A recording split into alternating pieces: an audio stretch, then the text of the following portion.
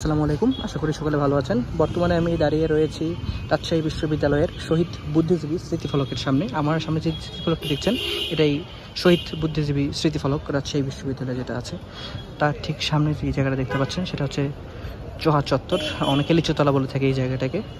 আর তার ঠিক পাশেই রয়েছে সিনেট ভবন। সিনেট ভবন কিছুদিনের মধ্যেই সক্রিয় হবে। এর আগে বিভিন্ন মিটিংগুলো বসতো, কিন্তু এখন যেহেতু সিনেট সদস্যরা নির্বাচিত হয়েছেন অতএব এখানে এখন রেগুলার বেসিসে মিটিংগুলো বসবে। আর এই লিচুতলায় প্রায় সময় ভিড় থাকে, ছোটো ছোটো কিছু বিক্ষোভ সমাবেশ আন্দোলন এগুলো হয়, যেহেতু এগুলো প্যারিস রোডে সচরাচর হয়ে থাকে। আর ঠিক এই সামনে দেখতে পাচ্ছেন আম চত্বর, তার পাশেই রয়েছে ডক্টর মোহাম্মদ শহীদুল্লাহ একাডেমিক ভবন। ডক্টর মোহাম্মদ শহীদুল্লাহ একাডেমিক ভবনের ঠিক পিছনে রয়েছে টুকিটাকি চত্বর, তার ঠিক পাশেই রয়েছে লাইব্রেরি, যেটা শহীদ বুদ্ধিজীবী স্মৃতিফলকের ঠিক পিছনে।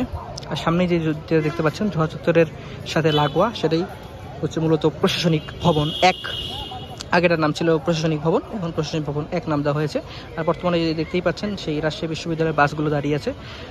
রাজশাহী বিশ্ববিদ্যালয়ের বাস স্টপের সময় হয়ে গিয়েছে, একটু পরে আবার ছেড়ে যাবে।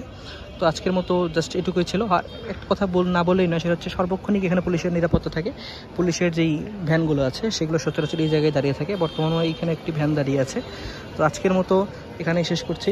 সবাই ভালো থাকবেন, আবার দেখা হবে ইনশাআল্লাহ। আসসালামু আলাইকুম।